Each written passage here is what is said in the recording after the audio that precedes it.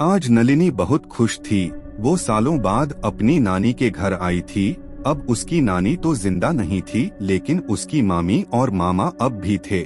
नलिनी मुंबई के एक बड़े से ऑफिस में काम करती है।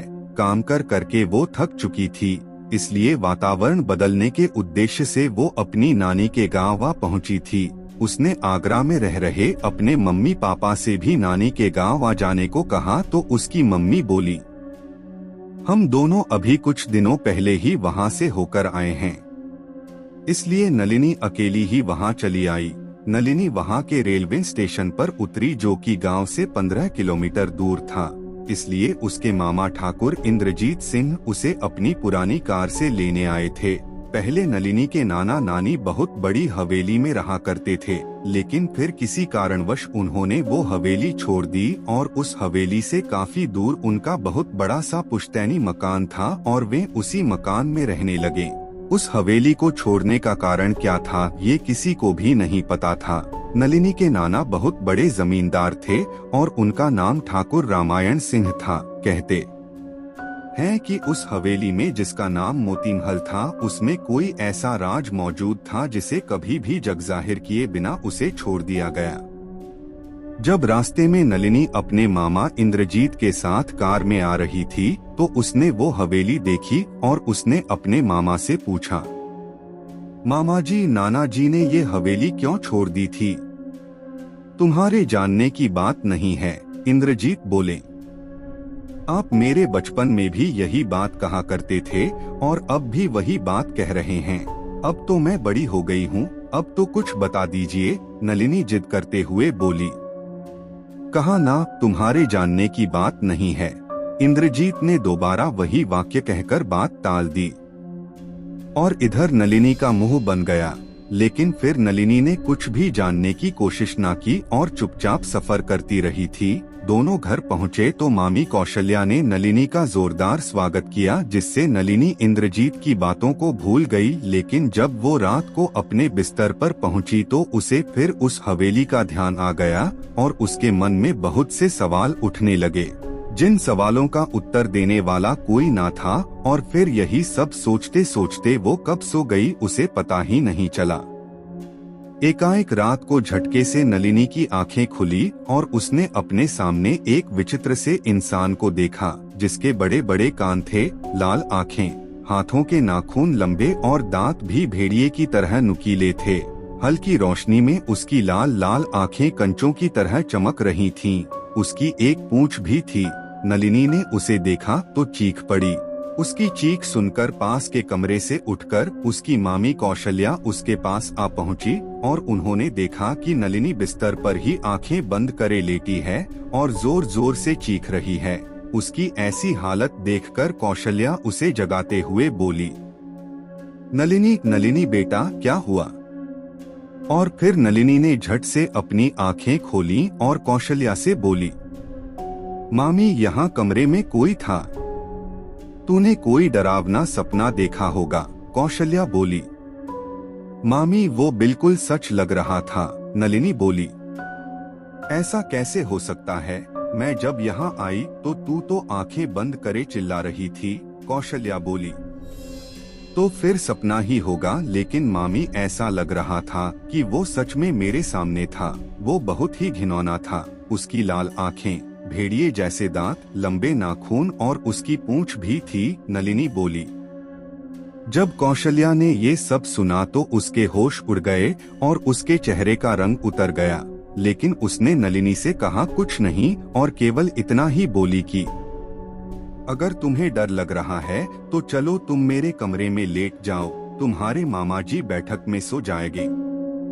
फिर नलिनी कौशल्या के संग उसके कमरे में सोने चली गई। सुबह हुई तो कौशल्या ने रात वाली सारी बात इंद्रजीत को बताई तो वो भी ये सब सुनकर काफी परेशान हो उठा, लेकिन बोला कुछ नहीं। लेकिन फिर रसोई में दोनों पति पत्नी के बीच कुछ खुसर पुसर होती रही, जो कि नलिनी ने भी दूर से सुनी, लेकिन उसे समझ कुछ नहीं आया।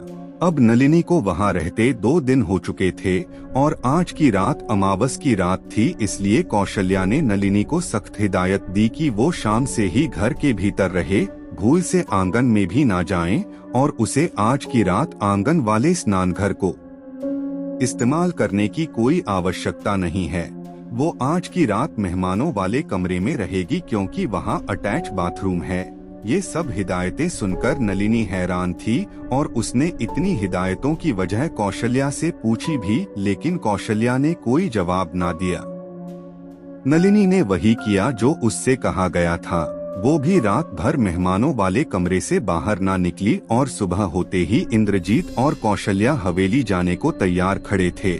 नलिनी ने कहा कि मैं भी चलूं वहां। तो इंद्रजीत ने नलिनी को साथ ले जाने के लिए इनकार कर दिया और नलिनी मायूस हो उठी।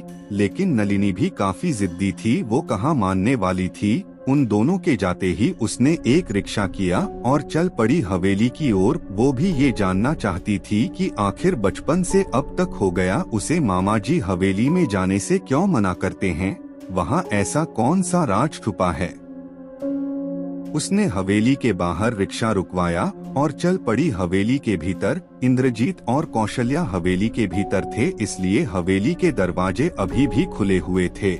वो भीतर पहुंची तो देखती है कि कौशल्या और इंद्रजीत किसी पूजा की तैयारी कर रहे थे और उन्होंने जैसे ही नलिनी को वहां देखा तो इंद्रजीत गुस्से से चीख उठा और नलिनी से बोला, मना किया था ना यहाँ आने को, फिर भी तुम यहाँ चली आई।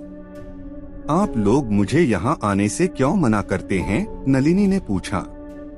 क्योंकि हम दोनों नहीं चाहते कि जो राज इस हवेली में सालों से दफन है वो तुम्हें पता चले, कौशल्या बोली। ऐसा कौन सा राज है कि जो मुझे पता चल गया तो अनर्थ हो जाएगा? नलिनी ने पूछा। सुनना चाहती हो तो सुनो। और इतना कहकर इंद्रजीत ने कहानी सुनाना शुरू किया। बहुत समय पहले की बात है। एक लड़की थी जिसका नाम वत्सला था। वो बहुत ही खूबसूरत थी। वो एक रात अपनी सहेली के ब्याह में गई थी और वहाँ उसकी मुलाकात बारात में आए किसी लड़के से हो गई और उसी रात से दोनों एक दूसरे को पसंद करने लगे। लेकिन वो लड़का बाराती भी नहीं था, ना जाने कौन था वो। कुछ दिनों बाद उन दोनों की मुलाकातें भी बढ़ने लगी। वत्सला उस लड़के से मिलने जाने लगी तो उसके घर लौटने पर उसकी माँ पूछती कि कहाँ गई थी, तो वो कहती कि किसी सहेली के घर गई थी। जब वत्सला का उस लड़के से मुलाकातों का सिलसिला बढ़ने लगा तो माँ को संदेह हुआ और उसने वत्सला की सहेलियों से पूछताछ की तो पता चला कि वो किसी सहेली के घर नहीं जाती, वो तो किसी और से मिलने जाती है। इसलिए एक रोज वत्सला की माँ ने उसका पीछा किया। वत्सला किसी पेड़ के नीचे रुकी और किसी से हंस हंस कर बात करने लगी। लेकिन कमाल की बात ये थी कि वहाँ कोई नहीं था। अगर वहाँ कोई नहीं था तो वत्सला किससे बात कर रही थी? और ये बात वत्सला की माँ को हैरान गई और उसने ये बात अपने पति से कही। और फिर दूसरी बार माँ पिता दोनों ने वत्सला का पीछा किया और इस बार भी वत्सला ने वही किया। लेकिन वो जिससे बात कर रही थी वो दिख ही नहीं रहा था। अब वत्सला के माँ बाप को अपनी बेटी की चिंता हुई और उन्होंने किसी तांत्रिक को बुलवाया। तांत्रिक ने जब देखा तो उसने अपने शक्तियों द्वारा उसके बारे में पता किया तो पता चला कि वो तो एक नरपिशाच है और कोई भी रूप बदल सकता है। उसे दिन रात से भी कोई अंतर नहीं पड़ता, इसलिए तो वो कभी भी वत्सला से मिलने आ जाता है। और ये बात अब वत्सला के पिता ने अपने मित्र से कही तो उन्होंने कहा कि वे वत्सला को लेकर मेरी हवेली आ जाएं। मैं एक अघोरी बाबा को जानता हूँ जो वत्सला का पीछा उस पिशाच से छुड़वा सकते हैं। वत्सला के पिता वत्सला को धोखे से अपने मित्र की हवेली ले आए और वो नरपिशाच भी वहाँ मनुष्य रूप में आ पहुँचा। लेकिन अघोरी बाबा ने उसे पहचान लिया और उसे अपनी शक्तियों द्वारा एक कांच के मर्तबान में कैद कर दिया और उस मर्तबान को उसी हवेली के तहखाने में रखवा दिया गया। वत्सला उस नरपिशाच से बहुत प्रेम करने लगी थी और अपनी शादी कहीं और तय होती देख उसने आत्महत्या कर ली। मरने के बाद वत्सला की आत्मा उस हवेली में नरपिशाच से मिलने आने लगी। इसलिए फिर ठाकुर साहब उस हवेली को छोड़कर अपने पुश्तैनी मकान में रहने लगे। बाद में वत्सला की आत्मा ने उस मर्तबान को तोड़ दिया जिससे वो नरपिशाच बाहर आ गया। नरपिशाच के मर्तबान से बाहर आने पर अब वत्सला की ताकत दुगुनी हो चुकी थी। इसलिए वत्सला की आत्मा ने ठाकुर साहब को धमकी दी थी कि तुम्हारे खानदान की कोई भी बेटी अगर इस हवेली में आई तो जिंदा बचकर नहीं जाएगी, और वो ठाकुर साहब कोई और नहीं तुम्हारे नाना रामायण सिंह थे। इसलिए हम तुम्हें इस हवेली में आने से मना करते थे। यहाँ हम पूजा करवाने आए थे ताकि वो नरपिशाच तुम्हें नुकसान ना पहुँचा सके, क्योंकि जो सपना तुमने देखा था वो हकीकत थी। वो नरपिशाच वैसा ही दिखता है जैसा तुमने कहा था। और ये सब सुनकर नलिनी हैरान थी। उसे इंद्रजीत की बातों पर भरोसा नहीं हो रहा था और वो उस नरपिशाच और वत्सला को अपनी आंखों से देखना चाहती थी। और तभी अचानक ना जाने क्या हुआ, नलिनी को कोई हवा में उड़ाकर ले गया।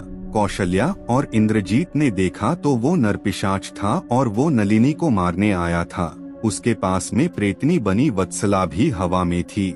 ये सब देखकर तब कौशल्या ने नरपिशाच और वत्सला से विनती करते हुए कहा, वत्सला, इस बच्ची को छोड़ दो, आखिर इसने तुम्हारा क्या बिगाड़ा है।